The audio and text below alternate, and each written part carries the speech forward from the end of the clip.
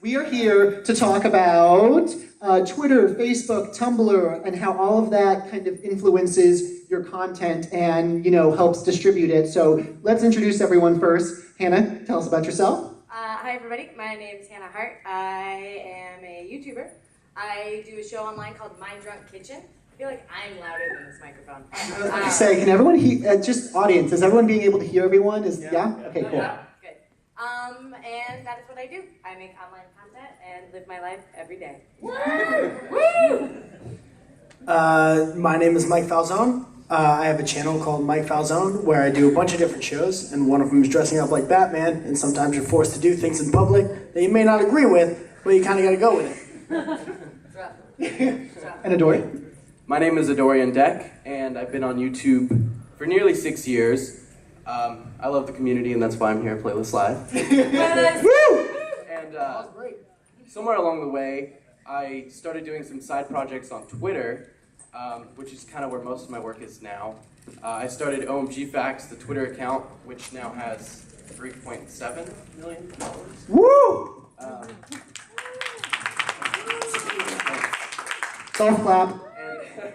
And now I currently, I have 5 other Twitter accounts too that kind of built off that and expanded. And You don't want to plug those? I plug them. Well, I mean, I have Twitter accounts. They're mostly like memes, like first world problems and puns. And then I split Puns? off. All of puns? Puns. Like, All puns. The Twitter account is You have puns. Well, it's a Twitter account that just posts puns. That's pretty Wow. Yeah, and I mean, like first world problems. The Twitter account is first world pains, so it's kind of a different spin on it, different name. And I mean, it's mostly just posting content, and it involves like retweets and all that. So, as someone who started in the YouTube community, it's very early infancy stages and was doing video, what did you realize that social networking was such a big part of it, like the Twitter and Facebook and things, that you were going to kind of separately focus on those, always incorporating YouTube, but you really kind of branch out and have these side projects that really took off and did well? Like when did you recognize that was important, and how important is it? I mean, with OMG Facts, it was kind of just like, hey, I'm sick at home, I'm bored, I'm gonna make it. But I mean, like with all my own personal, like YouTube stuff, I know Twitter and Facebook. Even Google Plus too, plugging Google Plus for Margaret. Do you really use Google Plus? I kind of flip back and forth. I try to use it as much as possible because I know it is important. But I mean, that is like with Twitter. I connect. I guess I really like Twitter, but I know with my own personal Twitter account, I connect with my viewers a lot with at replies, and it's important because connecting with those viewers when you at reply to viewers, like. They're like, oh my god, I just talked to someone, that inspires me or whatever. And I mean, people look at you differently. They want to watch you more, or, whatever it is. To jump in on this, I actually use my Twitter account like the most. I just connect, because basically, like, what do I do, right? So I create content, and what do I want? It's like, I want to talk to the people who watch my content. And Twitter is the fastest, easiest way for me to see something funny that someone says, and, if I could, I'd reply to every single one. But I can't, so I don't. But I do straight up go and just go through my ads or look at my fans and look at like the feeds, and they say something funny. I'll be like, oh, I'm gonna retweet that, and then somebody somewhere is elated. It's wonderful. It's great, definitely. Great connectivity. So how important then to Twitter and social networking do you see in the success of your brand and YouTube? To be honest, I haven't thought about it in terms of the brand. I haven't thought about it as, oh, gotta make sure my Twitter followers are happy because I need more Twitter followers to promote my content.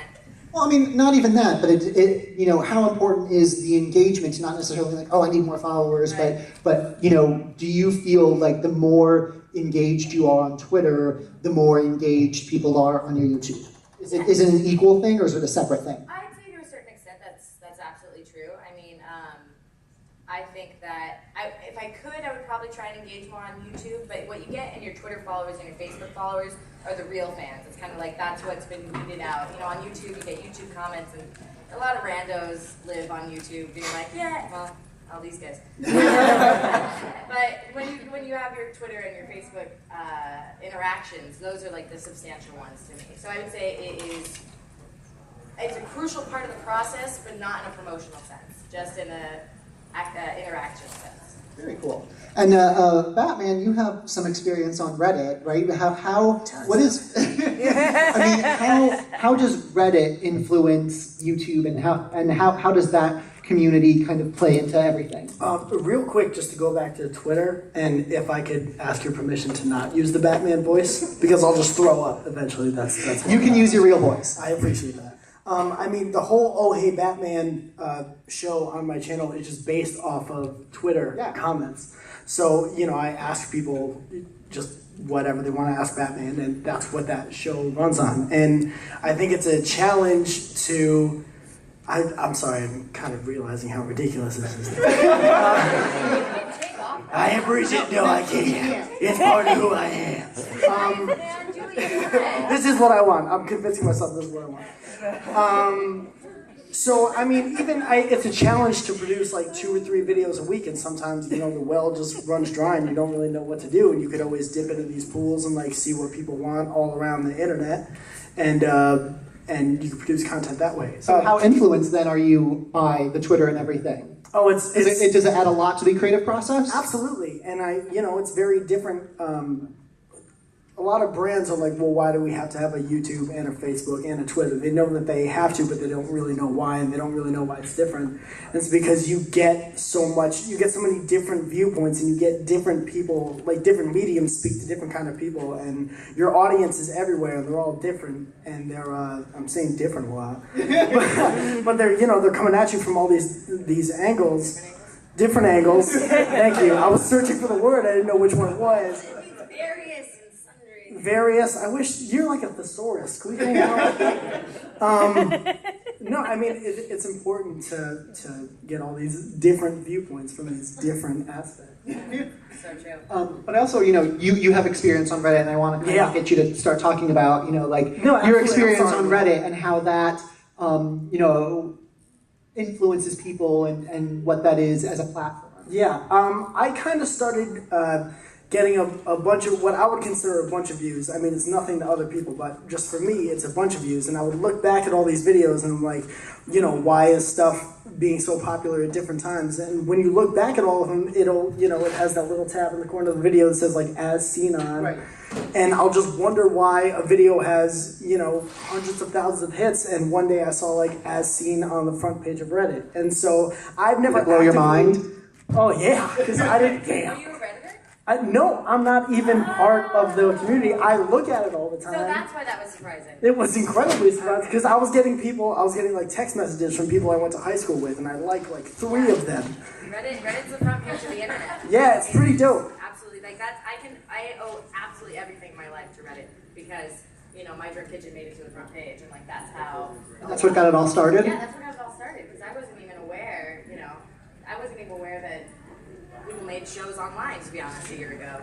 I was like, what do they mean you're doing a show online? And I was like, I'm not NBC. Right. But yeah, so Reddit is just phenomenal. It's a great curation system, and I right now I'm in that sweet spot right before Reddit changes, because one day it's going to have to change. And so right now it's still got the same format it had in the beginning. Like, it looks good, the people that are on it care. And I just hope it doesn't get any more popular than it is right now. I mean, that's what's cool about it. I feel like I watch your videos all the time. Obviously, Will, we're very close emotionally, and it was right. Thank God, proximity took over. There was you were talking about botted views and stuff like that. I think one of the coolest things about Reddit is if you're making good stuff. Like, I've never put anything on Reddit, but stuff has shown up there. Other people that have liked it have shared it, and that's really what all of us are, going for. And it just shows up somewhere, and that's not going to go away. Like, you could buy the number of views, the number that shows up underneath the views, underneath the video rather, but how many people are actually going to see that video? And when something shows up on Reddit and does well, that people are actually seeing it and coming back and giving you feedback on it and stuff. Yeah. This is going in my eye. But remember, this is your choice. This is the choice that I chose. I think it's kind of interesting because it's a real perspective thing, is that some people want a video to blow up because they're like, oh, I just need a video to break. I just want a video to break. But what matters, and the only reason that view count matters, is if you are creating something that you actually care about, Like I did a music video recently called like Oh Internet, and I loved that project. It was so fun. It's a fun song to do. And it got like 300,000 views or something like that. And I was like, oh, I hope enough people saw it. Like, it got rid of the view counter. Just to know that people are watching your stuff and enjoying your stuff and spreading it around. It's like a disease. That's so nice. Yeah. And Adorian, kind of going back to you, I feel like you've had more experience with other, platforms than necessarily just Reddit. Like, how important is distribution platforms now, especially like Facebook and Twitter, because it seems that YouTube is an awesome place. It's where all the video lives and where collabs live, but it seems to sometimes be lacking a little bit in distribution and curation. So how important are these kind of ancillary, or not even ancillary, but like these other important things in helping distribute YouTube content?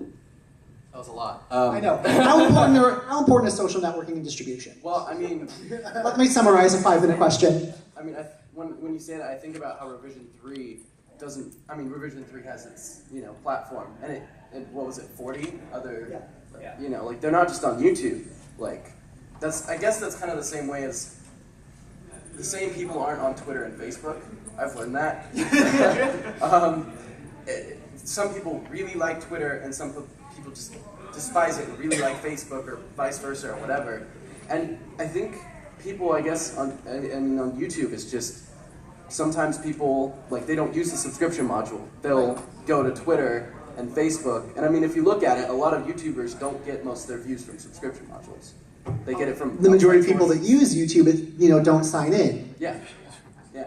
So is there different strategies for different social networking in order to kind of distribute your content in the best ways? Is there best practices on Twitter that is not true on Facebook? I mean, it depends, because I know Twitter they're different. I mean, Facebook has status updates, but Twitter, I mean, people get their news from Twitter. Like, people don't watch news. Some people just get their news on Twitter, and it's kind of like a information resource there, while Facebook is more of a little more social. And you just look at it in different ways, and you kind of have to think about how you want to put it out to the world. Those different. Just to qualify this question a little bit, are you talking about promotion of a single video, or it's all different? Definitely, it's all different. I'm talking all of it. In promoting a single video, how would you do it on Twitter and Facebook? And then also just kind of as Hannah, as you wanting to interact with your fans, engage your audience, and grow it. How much time do you spend on your Facebook fan page? How much time do you, during the day, are you responding to people on Twitter and things like that? I think that in the very beginning, when this humble kitchen project began, I spent an hour or 2 hours a night was going through my wall on my fan page and being like, thank you, comment back, thank you, comment back, da da da da. And the unfortunate thing is that as it grows bigger than I am, it's really hard to do that. Because as you see, the more, people notice you're online, and then you're like, oh, I want to respond to all these people. So I've actually been not as good about my Facebook fan page as I have been on my Twitter. So it's if Same. you want, it's but because Twitter's so easy and it's right there, and you only. But Facebook's important too, yes? It's super important. I'm bad at it. I'm at fault. I'm in the wrong on this. I need to be. I feel like Facebook has a little bit more people, and it's I haven't necessarily cracked that. I'm kind of everything I've done on Twitter has way less on people on Facebook, and I guess maybe I just learned how to do it the Twitter way. But there are two different ways. What you do on Is there one way that's easier than the other? I mean, I don't know. I mean, maybe Twitter, but I wouldn't know because I don't really know how to do the Facebook way. I think it's all kind of relative, and I think the way that you could break it up is you have to consider the lifelines of the content on each of the sites. I feel like a tweet has the average tweet has 5-10 minutes, where a video will have that sacred 2-3 days, and then Facebook on a fan page or something like that will have a day. And you could look at insights and see where, stuff drops off, like we were talking about before. Every site has retention rates, and just, YouTube is better at outlining it, but there is a lifeline for all different contents across. Yeah, they're all different. Yep. Do you see traffic to your videos coming more from one social network than a different one? Do you go into your insight and see like, oh, this much came from my tweet post, this much came from my Facebook, this much came from Reddit, this much came from, you know, whatever, Google Plus, whatever social I network. don't want to leave Tumblr out of this. Tumblr, yeah, I'm sorry, yes, Tumblr. What? Tumblr? I think it's different for everybody. I mean, some people have more Twitter followers than Facebook fans, and some people have more Facebook fans than Twitter followers, and that's just how maybe the person prefers which one over the other. It really just depends. Like some people will have a lot more on one than the other. I mean, they're all important. Yeah. And if you can crack all of them. Yeah, You're and good. you know, you brought up Tumblr, so I want to give you a chance to speak to Tumblr a little bit. Tumblr, whatever.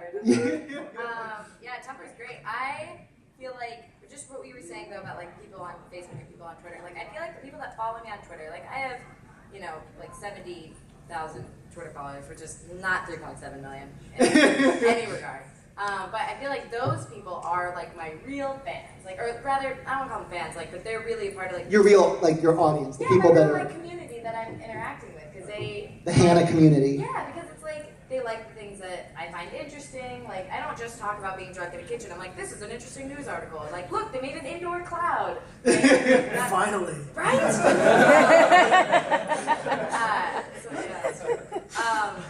But anyway, Tumblr's the best. I love Tumblr. That's where I'm going now with this. Yeah. I'm jumping, guys. We're done talking about Twitter. We're done talking about Twitter. If you can do all of them, that's great. But sometimes if you do focus on one, you usually have better quality on that one. But you're missing out on an audience on another. I know, and it's kind of a toss-up, and it's kind of your choice. Like I know for me, just I guess because I just know how to work Twitter better, I focus on Twitter, and I do do Facebook, but not as much as Twitter. And I guess that just kind of naturally happened.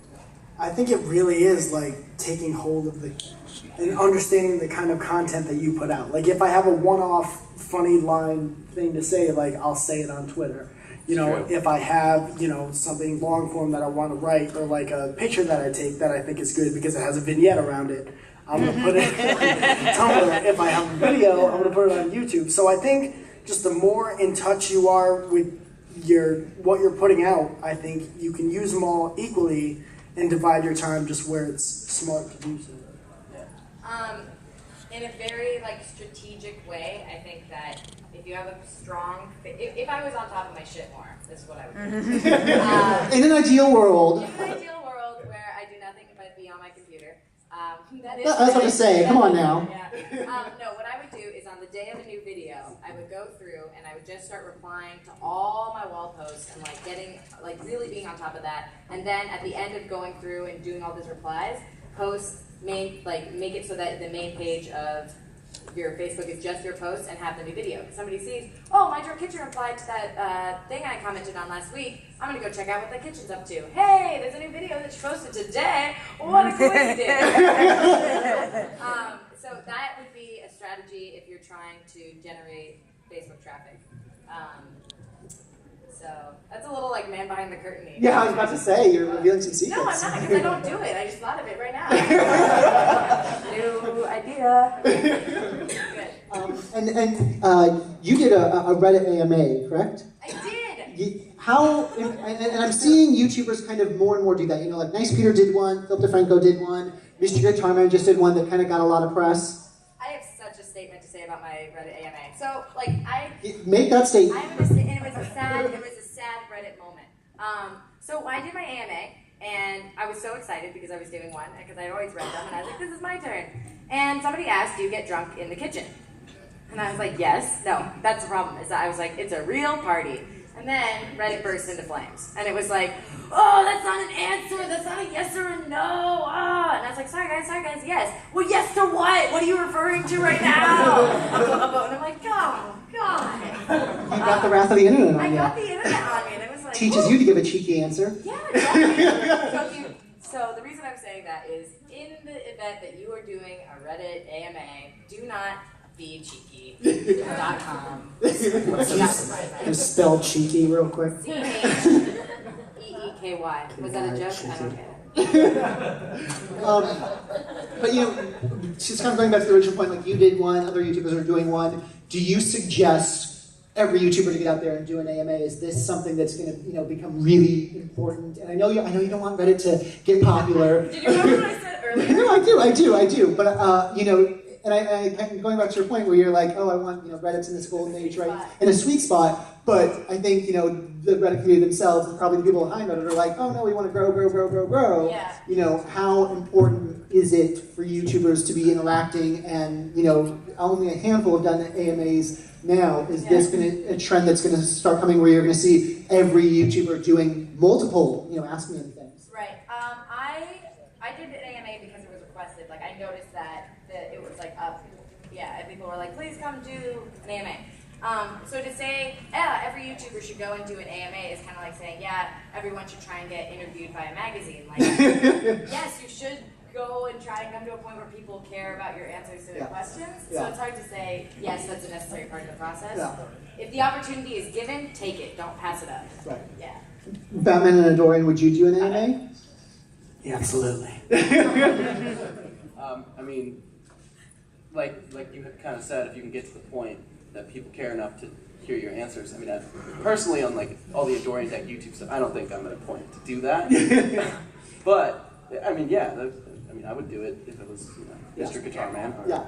And before we take a question from the audience, I just kind of we very briefly mentioned Google Plus, and I do want to kind of give that, not just because we're YouTube is here and everything, but where do you see Google Plus going for yourselves as people that live your lives in social media, and honest assessment of are you excited by the possibility? Do you need convincing? Do you need? Really, but Tumblr came around and everyone adopted that pretty quickly. Instagram, people adopted pretty quickly. I agree, and I'm just going to be honest. Tumblr is different from Google Plus, and because Google Plus, I don't understand it. I mean, I get it. I do understand it. It's a great strategy. It's a bright idea. Google absolutely should have Google Plus. I think it needs to be more unique.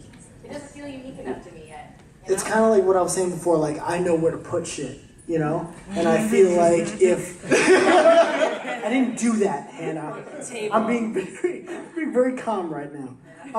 And maybe it's just me, but I don't know exactly how to use it so that it's something worth looking at. I don't want to waste anybody's time as much as I don't want to waste my own time, you know what I'm saying? Well, it's so new, and I've been told a lot by my friends they love Google Plus. They tell me that it's not about just getting all of the people you have on Twitter and Facebook over to your Google Plus. It's about meeting, having new people find you.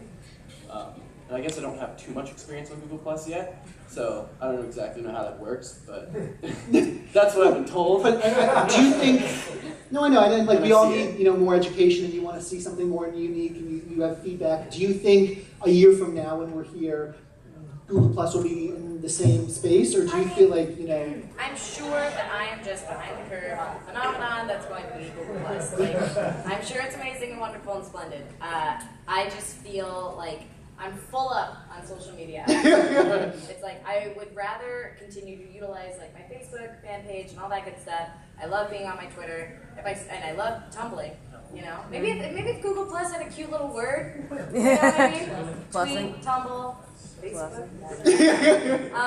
I'm sure Google Plus will be great. I just right now at this exact stage. It's too early for you? It's too early for me. I'm okay, figure yourself out completely, have your thing that's very unique that I need to start utilizing, and then I'll get there. I'm not an influencer in that regard right now. So do you think it was maybe dangerous as a strategy to kind of, because all these other social networks kind of launched and had a building up period where Google Plus kind of came into the game, or when they launched, if they weren't as successful as Facebook day one, people were like, oh, you're not as good, whereas no social network ever started out at the top of its game. Do you think that it needs to go through a period of evolution and adoption? Absolutely. And I think that like Facebook, as we all recall, I was a freshman in college when Facebook when only college kids could join Facebook. When only college kids could join it. It was just like the front, there was nothing you could do on it. And now there's tons of stuff you can do on it, but you were a part of that process. The changes came bit by bit.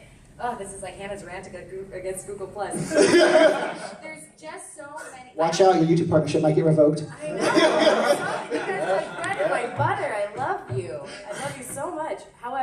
humble opinion, I feel like I don't have like 6 hours to really go and be like, okay, let me understand circles. Oh, maybe I should try a hangout. Oh, I'm gonna do this. I'm gonna do that. Like, there's so much there. If it had been a simple structure to start, I would have probably been more excited about it. But I still love Google.